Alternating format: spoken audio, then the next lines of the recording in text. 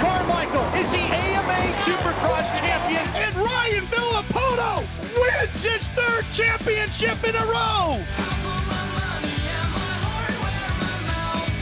He's going to do it. He's going to win the race and the NASCAR Cup Championship. Kevin Harvick does it. Oh, yeah, another off-season episode of Title 24 presented by NBC Sports. Myself, RV, coming at you. Got a great show today. We got a special guest, Kevin Harvick, great friend of mine, kind of took me under his wing when I did the four-wheel side of things. Looking forward to having him on, obviously. But before we get going, we got to thank our fantastic partners, United Motorsports, Quad Lock, Boxo, and Dunlop. We appreciate all of you guys' support and how well you support us, as well as interacting with our fans and building that brand. So we appreciate you guys. RV, I was in Cali for Media Days last week, taking some notes, getting some storylines for this upcoming season. It was a lot of fun. But before we get into all that, right, it's like let's see here. We were talking to Jett, and we had talked offline, and I want everyone to know this story because it's absolutely incredible. I'm cracking up because I can't wait for it. But so this dude asked a question. Nath 5440. Did you hear RV say I need to go back to Oz to get a pie if I'm not banned? RC laughed and they glossed over it. So we're not glossing over it. So RV, I'll tell you what, brother, why don't you tell our great viewers and listeners why the hell you couldn't go to Australia? Yeah. So obviously Adam Bailey, OzX Open. We just got done watching all of, that event and the World Supercross event races going on, puts on a great event down there. Well, I was lucky enough. I was post-retirement, 2 years ish, a little over 2 years. And they hit me up to come down and race OzX Open. So I committed to doing it and had a blast, obviously, while doing it. I spent about 5 days down in Australia, roughly 5 to 6 days. Was a very quick trip. The kids were just born, I believe, right before that. So obviously had to get back home fairly quickly, but flew down there, collected my money, did the race, had a blast, and flew home. Well, when I went down technically on a holiday visa. And when I got back home, no issues. Everything was good. Got my money, got paid. And I think it was another 2 years. They invited me back. So I'm like, okay, let's go back. I had a great time. I was going to bring my dad down to work with me as my mechanic. And this was right before when I jumped in also Monster Cup on the Yamaha. So around that time. Yep.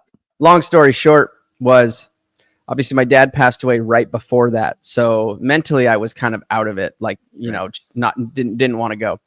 Mm-hmm. But I held my word to Adam Bailey, went to LAX. Had myself, my wife, and my cousin Spencer. And my wife goes on, puts her passport through the machine. Yep, boards the plane. Here come I'm second. Deny. She goes, hey, can you just go to the counter and figure out what's going on? So you don't hold up the line. So me and Spencer go to the counter. I go to the counter. I swipe give her my passport. Sitting there, she goes, you don't have a visa. I said, no, I have a visa. I did all the paperwork. Here it is. Here's my phone. Here it is. So on the headlines of the email, this is where I went wrong. Headline of the email, it says, congratulations. I'm like, perfect. Like, that's what I saw 3 weeks ago when I got the email. Congratulations. So I'm like, and I happened to not open the email like an idiot. I opened the email as I'm standing there in LAX at the gate, and it says, congratulations, you've been denied your visa to go, obviously, to Australia.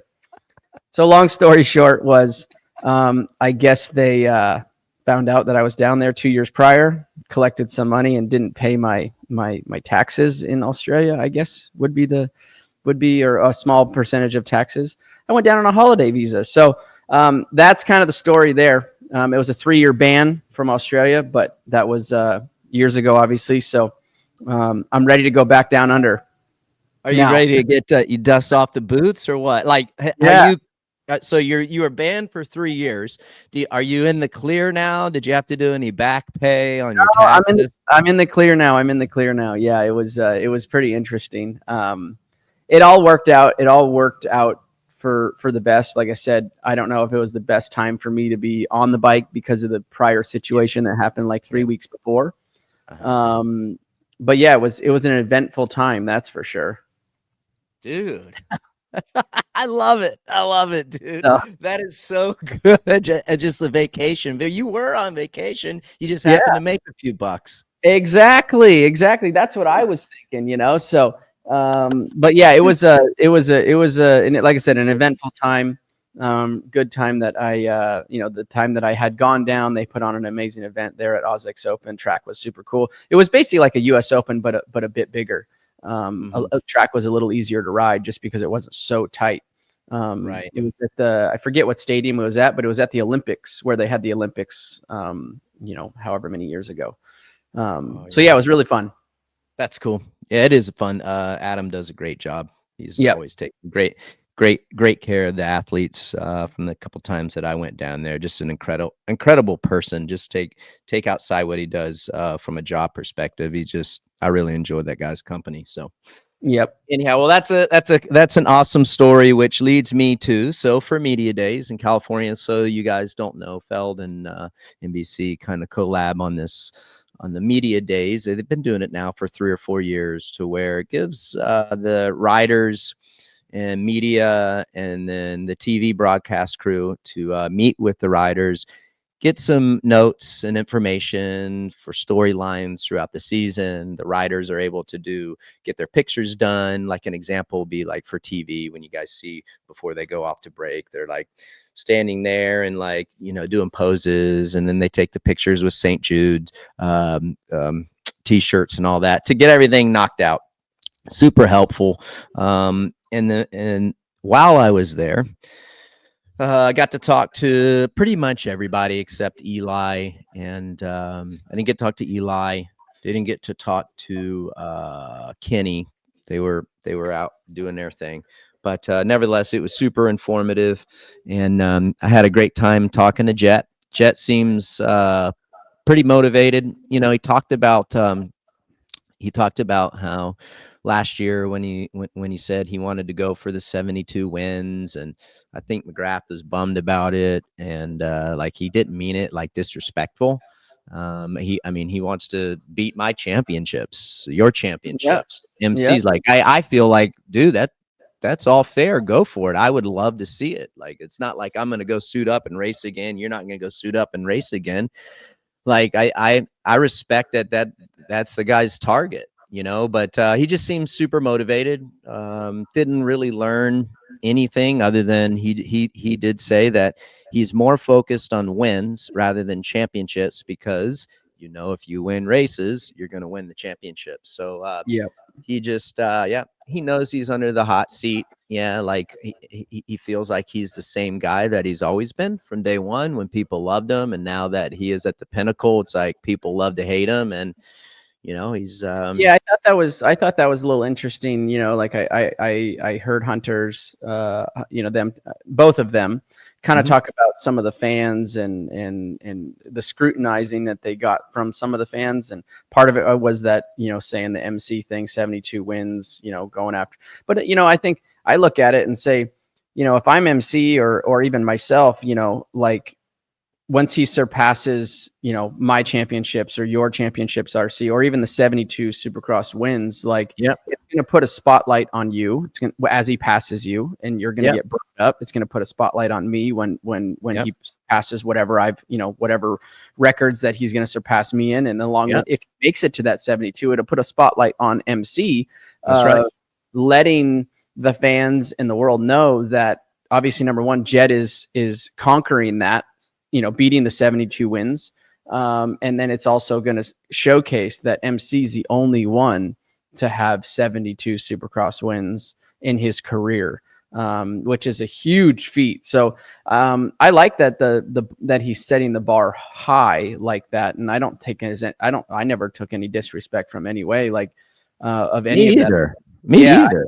I think it's a good goal to set. I think, if you really break it down, I think it's a goal in the back of his head. But if you really break it down and you put it into a year's perspective wise, and how many races you have to win per year to achieve that, it's quite a few years, and it's a lot of race wins. So, with the field that we have, like from what I've obviously the World Supercrosses and the AUS-X Opens, Eli's back, and I've been in. I shouldn't say I haven't been an Eli fan, but for some reason, maybe it's his age now, whatever. Like I actually coming into this coming 25 season, I have him at the top of my rider list, like to wanting to see do well. Part of it is because of his age, obviously the last few injuries he's had with the Achilles and then the thumb, and then watching him ride currently on at AUS-X Open and these other rounds, he's looking really, really good. So he's in the zone for sure, dude. Yeah, I think we have Eli back. So I'm really looking forward to see those two actually go head to head when Eli's fully fit.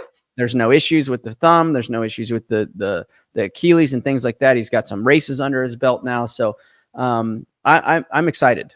Yeah, I am too. And I think too, maybe some of those feelings that you want to see him do good or do well is like, dude, this is his last year. You know what I mean? And we know Jett's going to have plenty of time. We know Hunter's going to, be there. Then you're going to have Deegan coming up, all these young and up and comers. It's like, you want to see him. I think that's just mutual respect you have for Eli as a competitor and as a 4-time Supercross champ like yourself. Like you just, how hard it's been, the difficulties and challenges he's had and how well he's riding against the field. Like, dude, that's a perfectly natural reaction. And hell yeah, I want to see him do well too. I want to he's one tough dude. That's for sure. I mean, and I've said this before too, a little bit, but I it's even, I kind of like at his, what is he, 31, I think right now, 30, 31, 32 ish.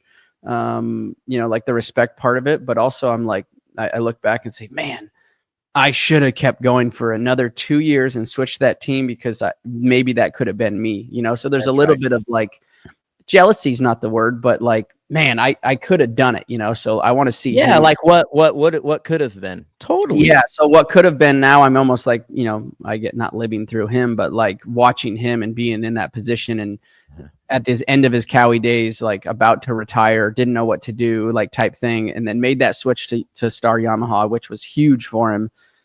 So yeah, I have a lot of respect for him. And I hope those two go at it all season. It's coming out of media days, and then you saw some clippets as well from some of the media guys, hot takes and all that stuff, which was really cool how they did that. I didn't really find anything too earth shattering other than just listening. I will just say listening to Jett and Haiden was definitely interesting, and where Hayden's mind is and where he wants to be, and just how not that he's not thinking of other competitors, but like he's just laser focused on Jett. I feel like he's like, dude, I want to be on 450s, but I still got work to do on 250s. Whatever. I just like that hustle and enthusiasm and just chomping at the bit. I'm like, man, I remember when I was 18 or 19, but and a lot of that stuff, a lot of that hype is, I feel like what we kind of bring to the table, and we build that up as well. You know what I mean? But I was listening to someone had asked Chase about like how he felt, when he sees these other, because he commented on the Gypsy Tale podcast, right? About how someone, I don't know, they just weren't mentioning him. Did you see that or hear about that? I didn't see that one. No.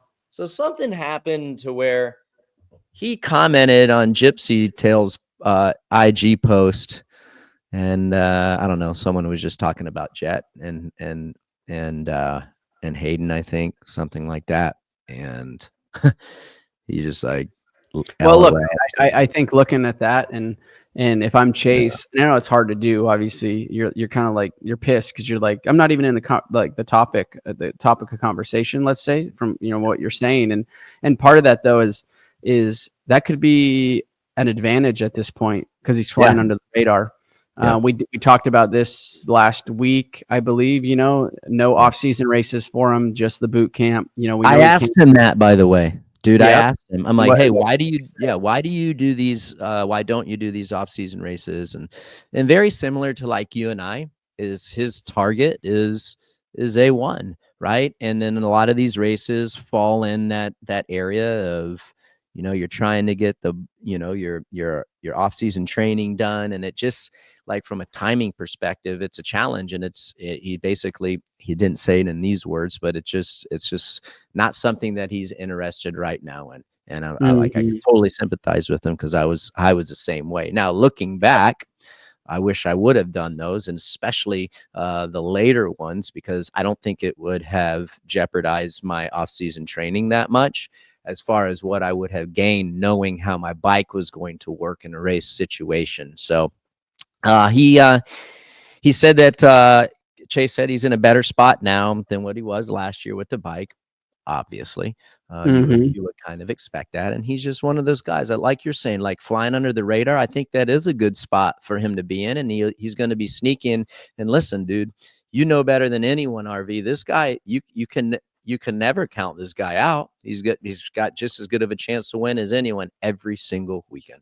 Yeah, he does. He totally does. He's got the speed and he for sure has the fitness. But I think the biggest thing is like we saw, just keeping the mistakes to a minimum. And I think what I mean by that is getting off the line, like putting yourself where you have to be near Eli or Jett. And if you're both around 5th through 8th, great, you're right there with them. If you're 1st through 3rd, you're right there with those two. I think that's where Chase needs to, let's call it improve. I'll use the word improve, like making sure that, when the gate drops, he's with those guys when that race starts. Cause you're not catching a guy like Eli. You're not going to catch a guy like Jett. You have to, at that point, you're going to have to, number one, you have to come through maybe a couple guys that get a little gap on you. And now you're just sitting there waiting for a mistake. And a guy like Eli, with the amount of laps that is under his belt, the maturity that Jett has grown into, those mistakes are going to be far and few between the further the season goes along. So starting Anaheim 1 and in those 17 rounds, sticking with them right out of the gate, I think is going to be crucial for him. Yeah, Jason Anderson talked about it too at Media Days, and I loved. He was a great conversation, by the way. And he's older now, but he just like kind of real pragmatic, similar to Hunter Lawrence, actually. Just matter of fact, and they got that age and experience. But he was saying, like, dude, in this day and age, and you can tell me if you agree with him or not. He's like, he was talking about like starts is where it's got to be. He says, in this day, like, dude, you ain't starting 5th or 6th and coming up and winning. It's just like almost impossible. You agree with Jason on that front? I do. I really do, because look at the field we have. You got Hunter, you got Jett, you got Eli, you have obviously Prado now, you got the Barcias of the world. There's the top 10 is basically filled with factory riders. So if Jett gets a whole shot, Eli gets a whole shot, they're in the top 3, and you're Jason or you're Chase and you're a runner, you come around the first turn in 8th. What do you expect's going to happen? When those 2 or 3 riders are up front. To chase them down is going to be really, really, really tough, because you have to go through those 3 or 4 riders that are in front of you. And by then, as you get through them, now we're down to 10 minutes left in the moto, and you have a 6 or 8 second gap that you have to make up. The guys are too good to make up those 6 unless you're just focused on yourself and you're just focusing on them making a mistake, or hoping for a mistake. Yep. So going back to listen to Chase, seems like he's in a great spot, and we expect him to contend every single weekend. But he seemed like he's in a good spot, good place, and back in Florida now. But outside of that, and I asked him, this is his last year on his contract. I said, "How much longer are you with KTM?" He's like, "This is my last year with KTM." And he's like, "No, this is my last year on my contract with KTM." I'm like, wait, what? So anyhow, wondering, I'm sure that he's getting courted by all these teams. You'd be stupid not to try to sign this guy. I'm just wondering, is that going to be a motivator for him? Is it going to be a distraction for him? Is he going to be able to how's he going to make KTM debacle? And with KTM, so I mean the world's been turned upside down as far as what's happening with KTM. What are they? They're in deep, dude. Right? They're upside down, and I wonder how much of effect that's going to have on the performance. Might not have any. We know they're making cuts. It's not good. I hate to see it. Yeah. But I also hate it for the guys in the shop. Some guys that have been laid off, it's going to be. I just wonder if that's going to be a distraction. Here's the deal. I think where the distraction comes in, if I just trying to read between the lines, obviously we're just speculators over here behind a camera, but I think that where that may play a part is if they can't make swift decisions or getting parts, like KTM has always been able to make very quick moves with changes and things like that. That's been one of their assets in the past, is to make parts or to make a change on the motorcycle very quickly. As we know, the Japanese are a little bit slower with those changes. And the KTM seems to be that they've in the past have had very quick turnaround times with things they wanted changed. So I think if they have issues with getting parts or issues with, making changes quickly, that is where maybe it may start to undermine that confidence level with the brand. Yeah, it'll, I hate that. I hate, number one, for the industry in general. Yeah, we don't need it right now.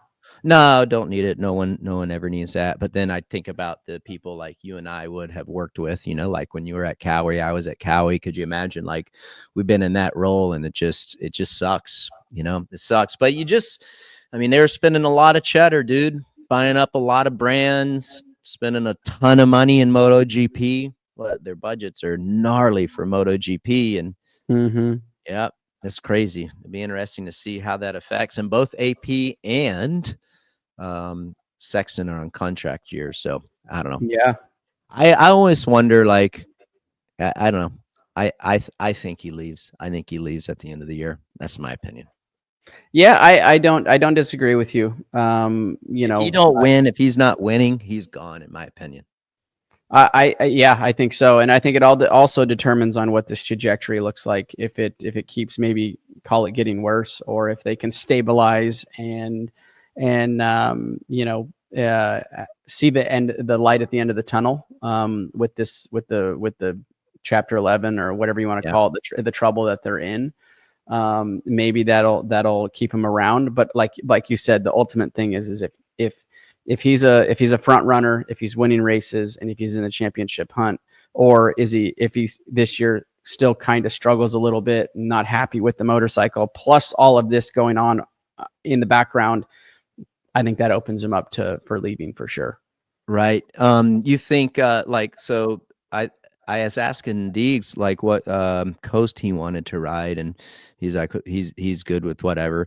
But I think I'd like to see him on the West Coast myself. Yeah. Personally, just come out firing. And do you think a guy like Haiden should, if he was riding the West Coast, do you think it would be worth him hopping on the 450 just to get his feet wet for a couple races to know what he has? Like, are you in support of that or not?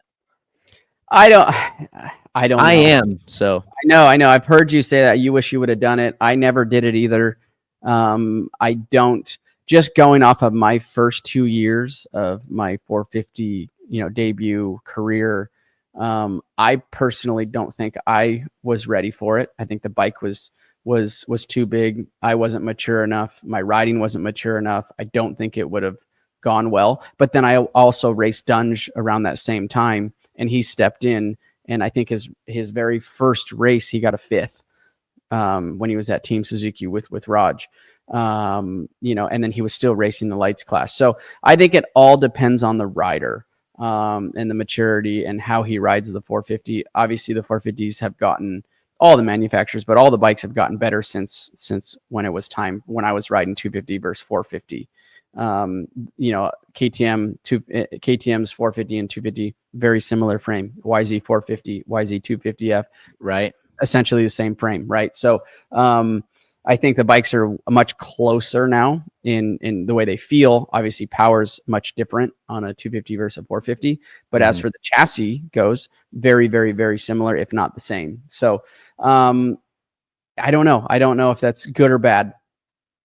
Yeah, I'm for it. I do think it is rider dependent as well. I go back in my day, or actually before my day, like Wyndham, dude, like K-Dub, he'd be winning West Coast rounds, and then dude, he'd go race East Coast on the 250, and he won, and he was on the podium. It was pretty cool. I don't know. So I think so just looking back at guys like you said, okay, you brought up Wyndham, perfect example, racing the 125 class and jumping up to the 250, Dunge racing the 250 class and then jumping up to race the 450. Just go off of their riding styles, how like the smoothness of it, how they handled the motorcycle. Like if you would have taken myself and you, and you're riding a 125, I was riding a 250, our riding styles weren't ready for that heavier weight. Like, you know what, I think it would have put me on the ground. We obviously know it put you on the ground, even when you moved up for a year, 2 years, brother, 2 years. So like it's so rider dependent, but then you look at Dunge or guys like Kevin, like smooth, and it worked for him. But then you have Deegs, more of a riding style like myself and you, like, riding that edge. As you know, the 450 is a little harder to ride that edge. When it gets a little sideways, or, you can handle it on the 250F. You can manhandle that motorcycle. The 450 is obviously a different animal. Right. You heard about Prado. I hate that for him. Yeah. I guess he's okay, which is nice. But hit his head, I heard. Crash in the whoops, maybe something like that. I don't know where he crashed, but I know he hit his head. So a little time off the bike. Obviously, a very, very familiar number 70. Yeah. So that's kind of cool. Yeah, that was cool. Yeah, I saw that. I'm like, that's cool. And that's what he ended up with, right? By scoring, he scored. So that's kind of cool. Yeah, I think it's awesome. I hope, and better than anyone, that's the problem, with someone who hasn't grown up racing. That's the challenge with someone hasn't raced Supercross their whole life, is coming, even when they have raced Supercross like yourself and I, dude, you want to make it through the off season healthy. So hopefully, I think that him being a multi-time champion, he'll learn from that and probably not make that mistake very often. And hopefully he'll be good to go. And that's going to be the biggest thing. If I'm Prado's guy, I'm just like, dude, make all the laps, and make every race. Yep, 100%. Like his goal should be 5th through 8th every single weekend, and then when the gate drops at round 1 of Pro Motocross, that's his go time. Hey, hot take. Justin Barcia, he's at Baker's factory. He made the switch over there with the gas team and all that stuff. So kind of being under one umbrella. Does he do better being at Baker's factory? Do you think he yields better results? What do you think? Dude, I don't know. I think that's a tough one. And I think it's just because I believe in Eldon's program when I did it, and I still think it's one of the better programs out there. It's repetition, right? It's just repetition. Yeah. Yep. Kevin talked about it, right? Just that repetition of driving the car and or motorcycle, riding the motorcycle. But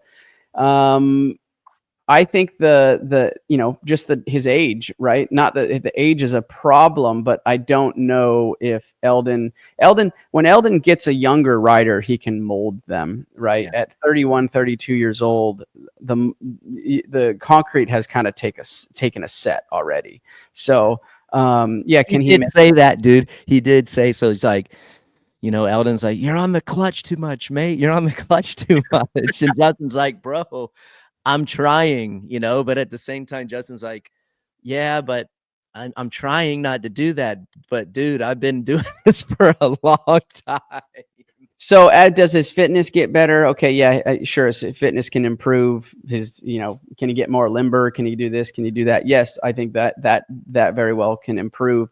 But as for the racing traits, I don't know how much that can change. Yeah. I mean, yeah, I'm with you. Malcolm, I had a great conversation with him. He did well at Barcia. I think we talked about that. On the gas. Yeah, he's been working on his starts because kind of like Jason Anderson said a lot. He's like, he knows he's got to get good starts. You can't give up that track position. So he's been focusing on that.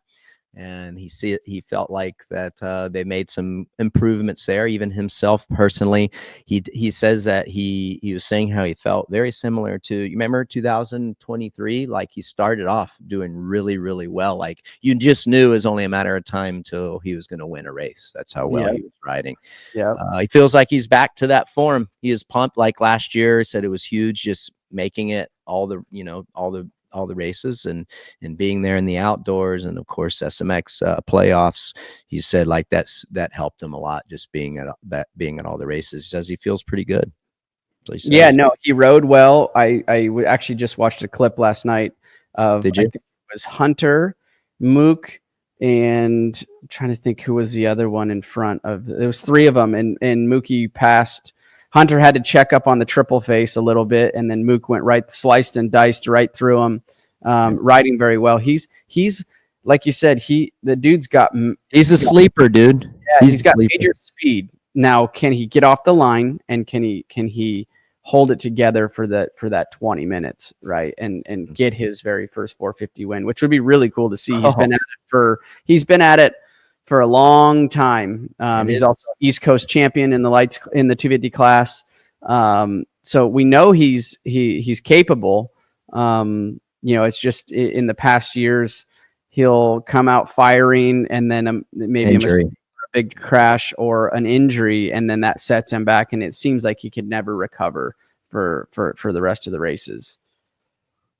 Yeah, I am. I'm going like, dude, I think it'd be awesome. I think it'd be great for the sport to see him win. So that's who I'm hoping like has a breakout win, first win. I'm all for Malcolm getting that done. That would be really cool to see. And do another thing too, and we've talked about this, like, you know how it is, like on the 450 side of things, dude, when you get in a slump, sometimes guys never come out of that, right? And they just can never get over to the other side.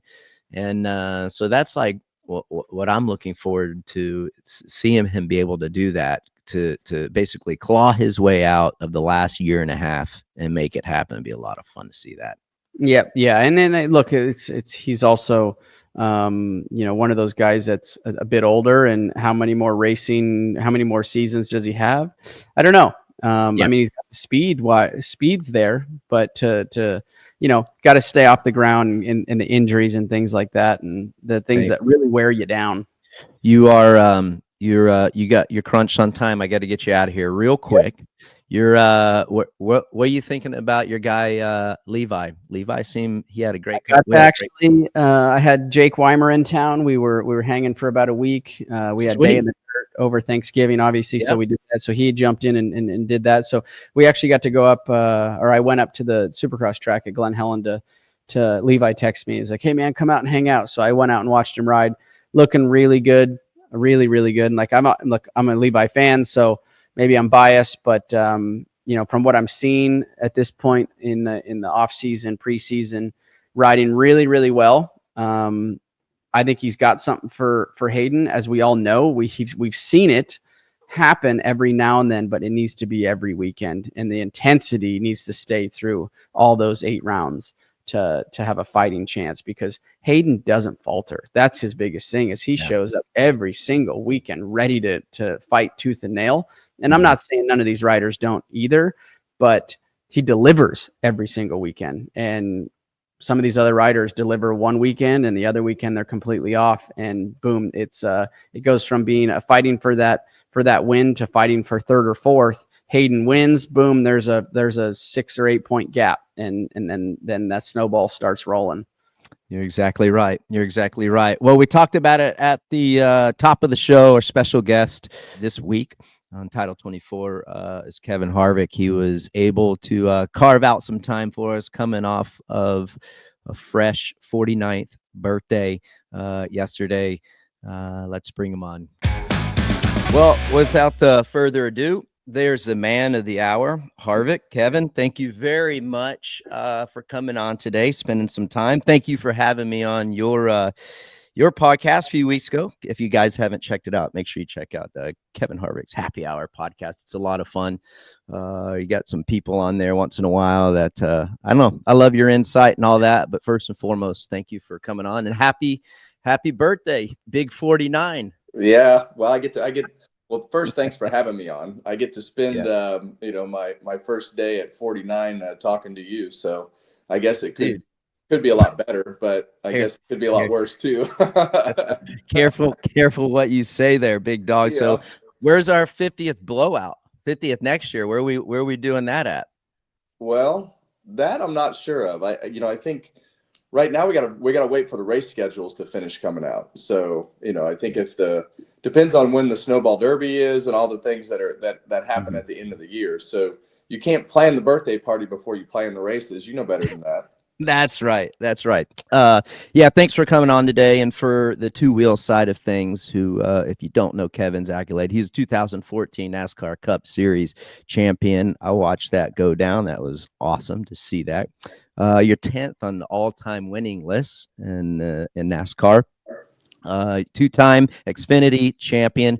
Dude, you've won like every crown jewel there is to win as far as races go in the NASCAR series. So like for our world, it'd be like winning the opener at Anaheim. It'd be like winning Daytona Supercross. But you 2007 Daytona 500 winner, I was there. I saw that. You've won the Coke 600 a couple times, Brickyard a couple times, Southern 500 a couple times. Out of those, and outside of you winning the Cup Series championship in 2014, which of those was probably the most special win to you? Well, I think just to make this more of an interesting conversation, we'll just delete the Daytona 500 out of the conversation too, because in the end, the Daytona 500 as a NASCAR driver, that's the biggest race that you can win in our sport, and obviously that was in pretty cool fashion, winning by a few inches over Mark Martin. But, I think that second for me would be the Brickyard. I grew up an open wheel fan. I grew up in Bakersfield, California. So I grew up a Rick Mears fan. And I always rooted for the Mears gang. I raced go-karts with Clinton Casey. And so if you lived in Bakersfield and you weren't a Mears gang fan, you were, you had something wrong with you basically. Right. So when I grew up, I wanted to race Indy cars, and my dad had nothing to do with that. And as I look back on it now, I look back at the injuries that Rick had and the things that were happening in Indy cars at that time. I mean, they were mangling their feet, guys were getting killed. So I never drove anything that was open wheel once I got past go-karts. It was all stock cars. I raced go-karts until I was 16, because that was kind of the rule at that time. And once I turned 16, I went straight to my local short track there in Bakersfield at Mason Moran Raceway, started racing late models. So long story short, I mean, the Brickyard to me was what I wanted to do, and to be able to, or I wanted to race Indy cars. So the Brickyard to me was where I wanted to win. And to be able to just walk into that place the first time from a testing standpoint was something in itself. But to be able to celebrate in victory lane and have that car raised up on the elevator, and to be able to do that a few times, did that 3 times. So, to be able to do that and celebrate and almost live out your childhood dream was something that's about as close as you can get. So Brickyard's always been a pretty special place for me, because that's what I grew up wanting to do. Yeah, and the background for sure. For those for you guys tuning in to the podcast, so I had the opportunity to drive for Kevin and his race team, Kevin Harvick Incorporated, back in the day when I went into the four-wheel side of things, and it was an awesome experience. And that's where Kevin, you and I became close friends, and used to stay at Kevin's house. Him and Delana were nice enough to let me stay there, along with my shadow, JH, which was worth letting him stay there because we could make fun of him. But Kevin, we only let him stay there. We only let him stay there because you came. If you didn't come, we wouldn't have let him in the door. Right. So Kevin was instrumental in my role in helping my progression in NASCAR. But I came in at a difficult time. They had banned testing for the most part. So for me coming in and not having any experience, I would have benefited from that majorly. But it is what it is, and I had a great time through my journey of NASCAR, and most of all, I look back on that stuff. And even though the opportunities and the things that we did were a lot of fun, it was just the camaraderie and hanging out are the moments that I feel that I enjoyed the most. Yeah, and I think you came in at a really competitive time in the Truck Series as well. It was an interesting time from a money standpoint. Monster could have helped you out a lot by getting things done a little bit earlier, because the hardest thing in our world is the planning for the expenses and being able to practice and race other things. Like, I look at, I'll just use Keelan, for example, my son. That would have been the program if he was, let's just say 18. If he was 18, that would have been the exact program that Ricky and yourself needed to come into the Truck Series. Was a full Truck Series program, probably backed up with another 20 or 25 late model races, super late model races, and all the things that go with that. Because it's just like riding that motorcycle, I believe. Every time I ride a motorcycle, I fall off. But you have to have that repetitive practice. And it's something that if you can't get it from the vehicle that you're driving, you have to get it from a different vehicle, which is above and beyond your budget that you have to race your main vehicle. So, the dynamic of that is it has become even more expensive than what it was, because if you want to do that, just to go run let's just say the Snowball Derby this weekend, it probably cost $70,000 to go run that one super late model race for the week down in Pensacola. So it's expensive. But what isn't in today's world? And in the end, it's no different than riding that bike. You gotta have seat time.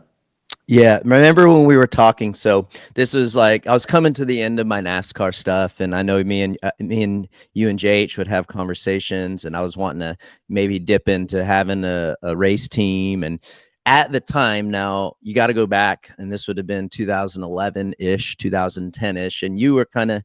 You were getting into motocross, and you were definitely more involved in watching it at the time, probably because of our relationship. And I never forget, like you were always telling me how, like, dude, you guys got to go for KTM. They got the money. And at the time they were like, they were making massive moves, right? They seem like they did a whole reorg situation. They got in with Red Bull, and then like they just started marketing and media and all that stuff, like just absolutely killing it. And they have become to this massive brand, right? Just from like a restructuring deal. Well, now in the business world, they're in deep, dude. They're over their heads by over $1 billion.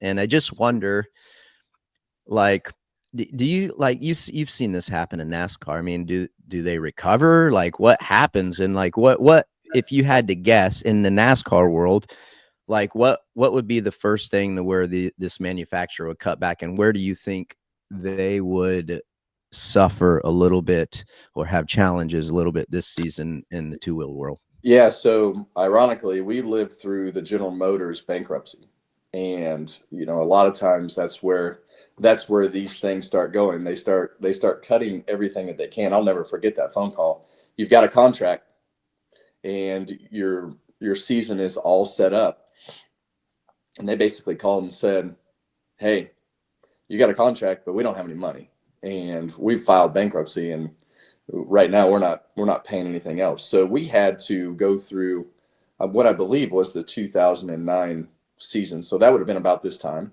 And we started, getting ready to start the season, and General Motors files bankruptcy. So, I think that's one option, but they're going to cut everything that they can cut that's not contractually obligated to do what they have to do. And if they do file bankruptcy or don't, hopefully they sell it to somebody, some sort of private money, and are able to keep the things that they have. But in the end, it's inevitable that they're going to get restructured and reorganized, and they're either going to have new owners or they're going to file bankruptcy to go forward. So as a race team, we were fortunate that we had 4 other race teams that we could help build the program of how we were going to function going forward without manufacturer support. So the people that are going to be in the worst spots are the race teams, because of the fact that they're not going to get the support from the manufacturer that they're used to getting from a financial standpoint, from a technology standpoint, because if it's cuttable, they're going to cut it. So the race teams are going to rebuild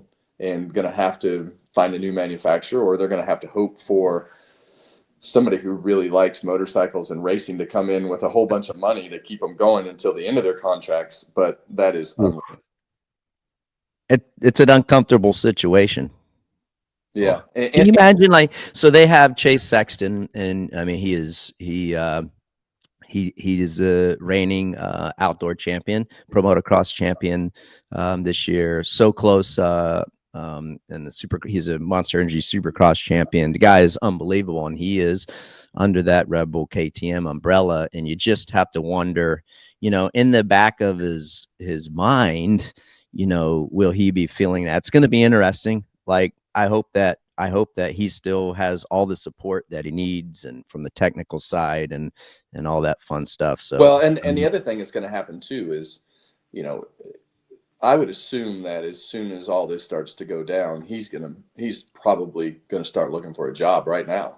So yeah, well, his contract's up after the end of 2025. So yeah, it'd be interesting to see what happens there. Well, he's going to shake it up anyway. Yeah. So everybody else beware. That's right. So, you and I have talked, and we talked about this on your happy hour podcast. So there's some great things that NASCAR is doing to elevate the sport. I mean, you guys have had you had the chase, now you had the playoffs. I'm a massive supporter in that. If I was racing, I probably wouldn't be. Neither would you, I don't think. I think we talked about that as well. But where are areas where you wish NASCAR would do things similar to maybe like what Supercross does, and vice versa? Like, are there areas that you see what we do right, or maybe what we could do better versus what you guys do right, and what you could do better? Yeah, well, I think that the biggest thing that Supercross does is the show, right? Like every race is an event, right? It doesn't matter if Sexton wins by 20 seconds. It doesn't matter if he falls down on the first lap. The event and the hype around the event is something that, I think everybody always looks at and says, man, I wish we could do that at our driver intros, and I wish we could, have that activation that goes with that. But it's a different landscape for sure. It's obviously we race 38 weekends out of the year. You guys race a lot too, now that 31 with the playoffs. Yeah. So I think it's definitely a little bit different, but I think that the things that I really have enjoyed about the playoffs, sitting on the other side of the fence from the broadcast side, is just the intensity that goes with it. I think being on the competition side, you're able to kind of block a bunch of things out and just stay focused on your team. And our main focus when I was driving was, how do we function as a championship team every week? That's not a switch that you turn on, in my opinion, for the playoffs. You have to understand how to keep that in the regular season. The more that would happen, the more things that would go down, the more pressure that I had on me, the better off I was anyway.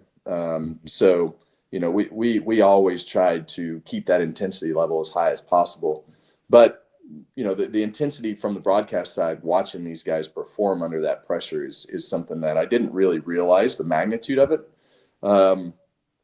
It's undeniable. It's undeniable. It is undeniable, and I think people watch it. But I think when I look at our playoff system and the way that it functions currently, it's really focused on winning. I wish we had a little bit more balance with the regular season and those 26 weeks of what that regular season championship means. I wish it meant a little bit more. And we have a 16-12-8-4 bracket.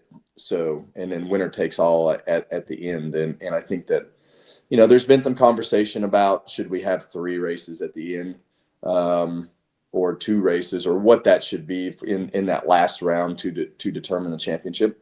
The one thing I will say, I really thought that championship format would bring more to the viewership and everything that happens at the end of the year, but that really hasn't changed. Like the hype and everything that goes with that last race is never going to contend with the Daytona 500 and the viewership that goes with that first race. So if that really hasn't changed the mix of viewership and things, I think your book is open to say, okay, maybe we can mix this up, and it's not really going to change it.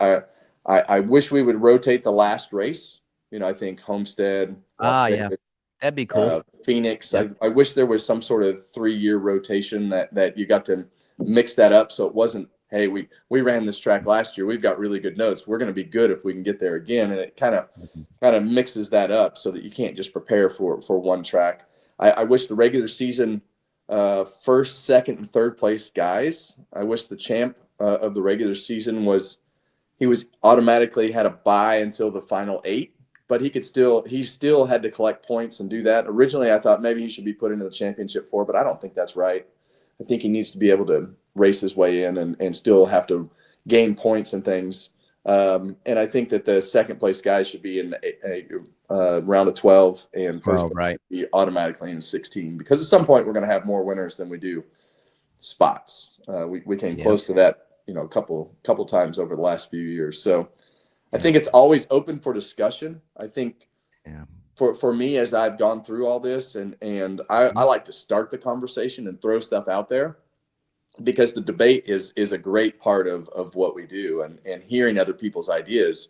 And I think I got a lot better at this at the end of my career. From a racing standpoint, I'm a part of the equation in helping solve the problem, right? Like, so I'm kind of like that nucleus of the whole scenario, to be able to guide the direction of what's right and what's wrong. But I always want to hear everybody's ideas, and you have to be willing to try it. Same type of scenario here with all the points. Yeah. So Super Motocross World Championship is like, trying to form a league, and I think it's been great. So remember back in the past, like, it would always be, we had 2 competing promoters, right, with Feld Motorsports and then Pro Motocross and MX Sports. That's the group that runs the Pro Motocross Championship. So they came together as one and formed Super Motocross World Championship. So long story short, kind of like what you're saying is, they're like, the Monster Energy Supercross is still so special, but we're trying to build the SMX World Championship up with the 3-race playoff to it be the pinnacle, right? And then like the Supercross Championship and the Pro Motocross Championship would almost be like it'd be like a conference title, if you will. You know what I mean? So it's like, but those championships are so hard to win, just like what you're talking about with the regular season NASCAR, like races. That's a lot, dude. And that there should be rewarded heavily for the playoffs. I agree with you. You just kind of made me think of something. But going back to the playoffs, I think it's helped the viewership on our end of things. And one thing that's cool about Super Motocross, and I feel that would be great for NASCAR, is, dude, we're bringing a lot of athletes in from the globe. I mean, you have the Lawrence brothers, Jett and Hunter. They're from Australia, right? And then you have Jorge Prado. He's brand new, coming over, young new European champion. He's coming over. He's riding here for Factory Kawasaki. You got Ken Roxon's been over here from Germany for a while. Tom Vial, he's a French guy. I mean, dude, we really, truly do have a global world championship. And I do feel like, dude, just if you're a beginner NASCAR viewer, the SVG story is incredible, dude. It's absolutely incredible. I feel like that should be the next push, because I think you guys can always tweak your guys' playoff system, just like we could probably too in Super Motocross. But I feel like to get more eyeballs than what you have is if you could, if you could bring more global drivers around. I think that'd be cool. Yeah, and I think when you look at SVG, obviously I have a little bit of insight on that one as we represent him with our management company, and you can vouch for this too. When he got in the Xfinity car, it was much harder for him to say, I'm comfortable, I feel good about what I'm doing, because of the way that the old cars would move around with the skew and the way that they felt with the truck arms. Now with the new Cup car, it feels more like his car that he drove in Australia, because the car drives straight. It doesn't have the back end skewed out, and it doesn't move around, and it doesn't do all those things. And I feel like that took away some of that. Hey, if you're going to be a NASCAR guy, you better just go over there and live it, because you're never going to be able to compete with those guys, because they've done it since they were, 12 years old and all the way through, and know what the car does and know what that feels like. It was like nothing else that you would drive in the world. Now with the new car, it's more designed as a sports car type design. So it drives straight. The suspension is very similar to that path that they're down in that type of car. So for a guy like me that had done it my whole life, it was like learning how to drive that car was like starting over. For a guy like SVG, he came in and immediately, even on the road courses, it would take those guys time, but immediately, he won his first race. So to be able to do that, to be able to bring those international guys in, and we've seen Kimi Räikkönen, we've seen Juan Montoya, we've seen a lot of those guys come over here and drive the car now. Räikkönen was very competitive. SVG came over and won. So that door is open. And, I think for us, going to Mexico City, getting outside of our comfort zone again, I think is a great addition to what we do. You guys, with all those riders and the ability to have those international riders. When you look at Formula One racing is terrible. It is horrible to watch. It is boring. Other than watching the strategy play out. There is very little racing that actually goes on. Their last race, I saw more passing at the last race than anything that I've probably watched all year. But the broadcast and the way that they present the sport makes it makes dull paint fun to look at. And they have that international flair, and they go to all these different countries, and their show is just spectacular. And I think that mystique is something that makes a lot of people watch. And I think for you guys, that international flair with your riders and possibly doing that once a year, especially if you have guys that are popular in one country, going in and attacking those markets, and New Zealand and Australia for us have been great markets to expand on because of SVG. It's low hanging fruit, and to be able to do that, is something that you have to chase, in my opinion. Going to Mexico City and having Suarez. I was there when Adrian Fernandez was a part of Mexico City races back in 2005. I'm just going to tell you that the fanfare for Adrian Fernandez in Mexico was so big, it was scary. Those Mexican fans whistling and screaming and hollering and everything, that every time that car would come around the track.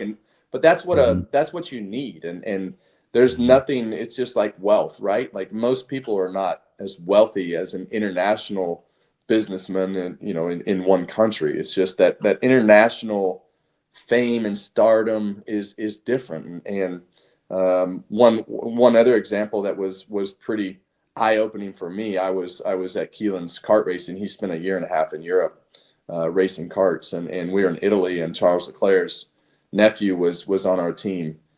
The popularity, that guy had to walk around with 3 security guards people everywhere in Italy, because he just couldn't go around, because it's just the way that they follow things is different than the way it's followed in America. Yeah. You had an incredible racing career. Your story, if you guys don't know Kevin's story, obviously he's shared a lot with you, but unfortunately in 2001, when Dale Sr. lost his life racing, they called in Harv to take that seat. And what was it? Did you win the third race? Yeah, third race. If you haven't watched it, go watch it. But Kevin got the opportunity of a lifetime, and you made the best of it. So, you don't have to. You've told that story a million times. I would prefer our viewers to go watch your story, is what I would rather do. So you don't have to tell us. But moving forward, You and I have had this conversation off the air. Have you enjoyed being an analyst now and sharing your knowledge? I certainly love it. Like when I'm listening to you, I love NASCAR and I love your insights. But just I love listening to you and Clint going back and forth. But just your insight that you share and the knowledge that you share for like super speedways and the draft and what that looks like, and giving us a heads up, like, hey, see this outside lane right here? They're moving, and watch this car. Like, have you enjoyed it? Have you enjoyed the move? And what is one thing that is more challenging than you thought it would have been? I have enjoyed the move. There's nothing better than taking the headset off after the race and not having to worry about how fast my car went, who's mad at me, all the pressure that comes with the car. I think that the paycheck is obviously not as good as it was driving the car, but that's okay. And I get to be a part of everything that comes with the racing still get to be around the people. And I just have a new team of people. I'm on a new team, and it's unbelievable how many people it actually takes to put on a broadcast and all the equipment and everything to do that. So I tried to go in with an open mind and not say I think this or I think that, and tried to be as low key as possible the first year, because Mike and Clint and all the production people and everybody behind the camera have done this for years. And I really wanted to form my opinion as I went through the year and be able to just talk about the racing. And I think that's sometimes that gets lost in what we do, right? Like, I think that the fans they just want to hear what's happening. And this new car that we race in NASCAR now, I guess that would have been the third year that we've run it. I don't know if we should keep calling it the next gen car or what we should do. Do you like that car? Do you think it's good for racing and the product of NASCAR? I didn't like the car personally, just because I was 30 years into driving the other car, and I had a distinct advantage of guys that would come in like you that had no chance of ever catching up, right? And I think that's the thing, right? Like if you've done this your whole life. So yeah. It was a much different style and how you had to manage the car and manipulate the car and what it took to make the car go fast, and was just backwards. So it was a lot of work to be able to go to the simulator every week, sometimes twice a week, and sit in the team meetings and talk about the car and understand the car, because I had such a good understanding of the old car. So it was different. It was very different compared to everything else that we had before. And I think that it's helped it at some races. I think that the surprise with the next gen car has been how much it has hurt at the short tracks compared to the old car. So NASCAR and everybody has been working for 3 years trying to figure out how to make the short track racing better. Goodyear did a great job this year of getting really risky, what they thought was risky, on the tires, and actually took the rain compound that we accidentally raced on at North Wilkesboro at the All-Star race a couple years ago, and it drove phenomenally on the rain tires in the dry. So they took the rain tire compound and made it a slick, and that's what has developed into the short track tire, because the tire's wider, the sidewall's shorter, the car is heavier, has less power. So, I think for me, I came in when the cars were almost making 1,000 horsepower. So when we went to this car, we went through all kinds of different phases with the old car. But at one point we were running 220 plus at places like Michigan, and I think the average pole lap that we had at California, Michigan, Kansas, I think the average pole lap we averaged 205 miles an hour, I believe, for the average lap. So the cars were hauling ass, and I enjoyed that part of it. And so every time they took power out, it was like, well, I got to feel real horsepower. Now I got to go and drive less horsepower. And so when you take power out of the car, the first thing that happens is it goes faster through the corners. Seems opposite, but you're becoming more dependent on the aerodynamics of the car, which is everything that we don't want to do, because you don't have to lift out of the throttle all the way, right, or whatever that is. So that's the one thing and I get it. It's not like you can just push a button and say, hey, we're gonna we're going to switch the motor. We're going to give you 250 more horsepower because, now we have to run the engines multiple races. They're sealed, and you can't just turn it off. Parts are hard to get, and if we had a new motor, you'd have to get new parts. So there's a lot more to that than I hope if we go and design a new car or we have a new manufacturer come in, we can figure out how to make that car have more power because they need more power. Like you guys, it's all like cars for you guys, and like they're giving you less horsepower. You're depending more on aero, like you said. Everyone goes the same speed for the most part because you guys can hold it wide open for however long. As a viewer, and now you're in the booth, I like it because it's not a runaway, but I could sympathize for the drivers that it could be frustrating because you got what you got, right? And so that we're kind of going through, I wouldn't say we're going through, but the biggest complaint I would say, or a huge complaint in SuperMotocross, is the tracks are too easy. Everyone does the same stuff. Well, yeah, because the bikes are so fast that it takes less skill. I mean, these guys are gnarly on a motorcycle. I don't mean to say less skill, but they have the horsepower to do stuff and not having to be perfect or hit the corner perfect like we did in the two-stroke days or when the bikes were as fast. So it's people always think, the track's too easy. You got to make it tougher. You got to make it tougher. I'm like, well, okay, if you do that, then we're going to have more guys falling out because they're going to be trying stuff that that takes a lot of risk, right? It's tough. We fight it on that end of stuff,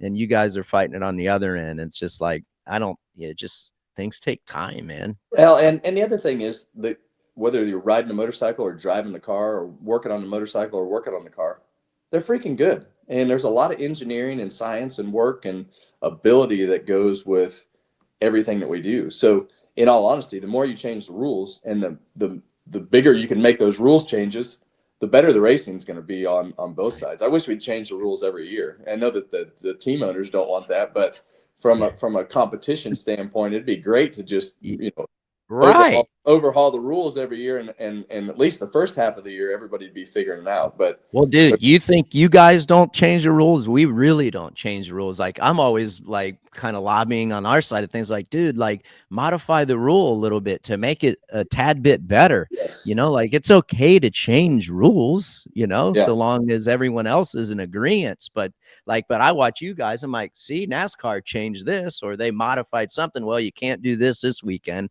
blah, blah, blah. We're never doing any of that stuff. I'm like, just try it. Yeah.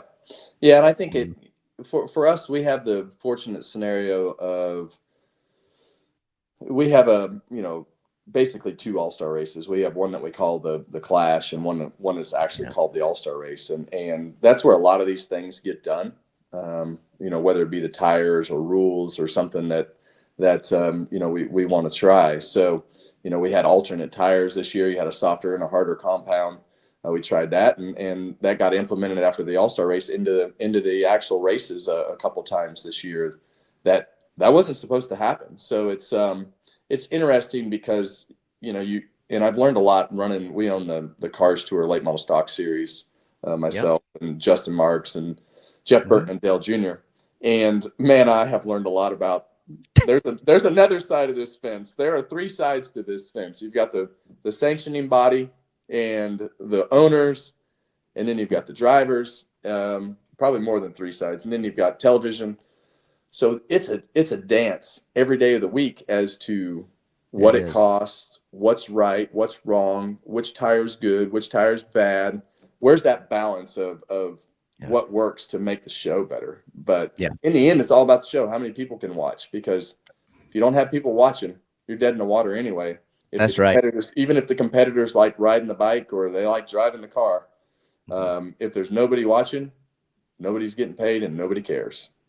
That's right. You're exactly right. So you got little time off. When's the 500 this year? Was it February what? I think it's February 18th or 19th, somewhere like that. February 15th. Yeah. So February 1st is the Clash. We'll be at Bowman Gray this year. So we've run the last 3 years at the LA Coliseum. They've built a track inside the LA Coliseum. And this year we're going to go and try it out at Bowman Gray Stadium. So NASCAR has taken over the lease at Bowman Gray Stadium. It's actually in a football stadium. So NASCAR is actually the promoter of the racetrack and runs the track now. So they've gone in and taken that over. And Bowman Gray's been there, since forever. Since dinosaurs roamed the earth. Since dinosaurs. And I think that it has the same walls, same field goal posts and everything in the infield. But I think the thing about Bowman Gray is it's always well supported. They get 18,000 people on a weekly show every week up there. Did you run the West car there? No, I didn't. I never. No, we didn't. ARCA car, East car, whatever they called it. No, East. Yeah. No, I didn't. No. Yeah. So very historic. I wish I would have. Yeah, I love the things that we did. I thought it was the dumbest idea ever. This is why you don't listen to the competitors all the time. When we went to the LA Coliseum to build a racetrack inside the LA Coliseum, man, it actually turned out to be a pretty racy racetrack. I'm not sure LA was the greatest place to do it, as far as places that the idea was good though. The idea is great. And honestly, it opens up the door. You could have a stadium series. You could go to Wembley Stadium. You could go to Australia. 100. You could go wherever you want to. The street racing for us has been badass. Yeah. I think same thing when you walked into Chicago into that street course, and a lot of times you don't do this. The city, you'll go into the city, you'll fly into the airport, and you'll be like, man, is there a race here this weekend? Because I don't see any advertisement. I don't see anything happening. But when you went into Chicago, that really the first year that I was there, you went into Chicago, you knew it, and the whole city was behind it, and that racetrack was right in the middle of the city. And when you walked into that racetrack and that street course, it was spectacular. And we've had great events there. Weather hasn't cooperated, unfortunately, 2 years in a row. But I love the box of being able to step outside that box and try things like that, because I think that really intrigues people. And I think from a competitor standpoint, if you're in NASCAR racing now, you better be able to adapt and step outside that box, because they're gonna be listening to new ideas and new places. And I think the street racing stuff has really opened the door for us to get outside of that box in other areas of the country. Yeah. Well, the last race you and Keelan came to Tampa Supercross a couple of years back. I think Cooper Webb won that night, right? I think you did. You might have left before the main event, but I think because you guys had a race that next morning or whatever. But anyhow. Yeah. Anyhow, dude, appreciate you coming on. I know your time is precious, and I just wanted to have you on, and I wanted our world, who maybe don't know exactly who you are, to hear your insight. I have a tremendous amount of respect for your vision and what you think works, where we think we could be better. And I don't know, I love that side out of you. So I appreciate you coming on today, my friend. Well, I'll be watching. I love the, especially in January. I love the January races because it really fits into the TV viewing time well in our household. So that's right. You can be like the other keyboard warriors on there. When I mess up on some of my analysis or don't get a word right, you can just haze me if you want. I have learned that they're gonna analyze everything that we do, and they don't like my grammar sometimes, or I say something wrong or refer something to. So we created words to say this year that I had no idea how to say, and just had fun with it, and basically, hung the middle finger to them and told them if they don't like the way I talk, turn the channel. I'm with you. You don't like it. You don't like it. Hit the mute button. I'm brother. doing my best. I'm just a dumb race car driver, so bear with me. I appreciate it, brother. Thank you very much for coming on. You guys have a great Christmas, and we're gonna get you to a Supercross race soon. All right, man. I appreciate it. Have a good one. Oh, dude, thanks again, Harv, for coming on. That's awesome. We worked together, like you listened to the interview that he kind of took me under his wing, but he's pretty insightful when he when he talks about the series and where he would like to see things better. And I just think him, like, from your and I's standpoint, we were kind of similar. We raced at that elite level. We had success at that elite level. So did you feel like he has the same kind of insight, but in the four-wheel world as we do? 100%. Like when you're around it, he just turned 49 years old, so he's a bit older than myself, obviously, and you also, Ricky. But when you grow up in this sport, like we have, and like Kevin has, different, obviously NASCAR, and sure, we don't know it all, and we can see it from our point of view, like the driver's point of view or the racer's point of view. And I think there's a lot of validity there for sure. And they as the driver or as the rider, you do understand a lot of what's going on, but maybe not obviously all of it. And you can't listen to all of the outside noise from the driver or the rider, but we do. Yep. I did like a lot of what he was talking about for sure. Yeah. That's cool. Hey, we talked about it on the last podcast when we had Jett on, but remember, you got to check out the SMX preview show. You're not going to want to miss this. December 29th, 5 p.m. Eastern, SuperMotocross World Championship Season Preview Show. Again, that's Sunday, December 29th at 5 p.m. Eastern on Big NBC. It's going to be awesome. They did the formatting a little bit different this year.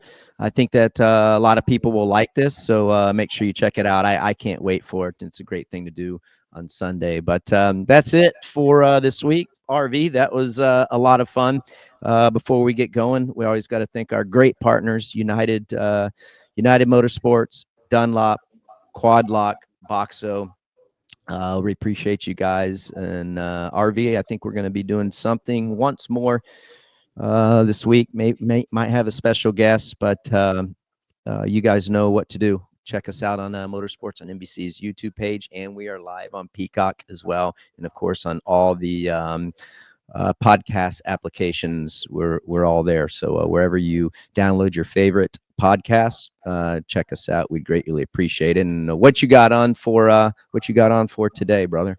Man, it's I'm going to be honest. I don't know how your mom, your dad, my mom did this mini bike racing with a full-time job, dude. It's a lot of work. And we're just entering it, right? So I've told the boys that we are that I will take them to the Texas Spring Nationals. We have 2 months to get ready. So here it is. It's starting.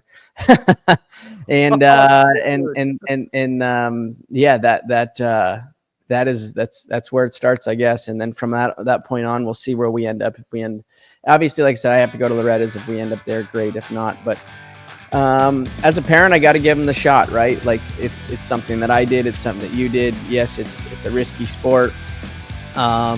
But it's also the only thing that I love. And you know what? I'm really starting to grasp, like it's a hobby for me. Like the bike prep. Yeah, it's a lot of work, but I enjoy it. Like the washing of it and keeping it sharp and making sure the front brake isn't like sticky, like it's kind of like this, not OCD, but like, we've lived it and done it at such a high level. We know how to do that. So I don't know if that's good or bad. I don't know if I'm raising prima donnas or if I'm, or what I'm doing, but I'm enjoying it right now. Did you get the pipe yet? No pipe. He ain't grown yet. Good. I love it. Well, we appreciate everybody for tuning in. Dig deep there, Harvey. You're a great parent, and we'll be tuned into your social media, seeing how the boys are doing. All right. Hi, folks. Lee Diffie from NBC Sports here. If you truly enjoyed what you just watched, you can get more news, interviews, and highlights by subscribing to the Motorsports on NBC YouTube page. You can get it all, so go for it.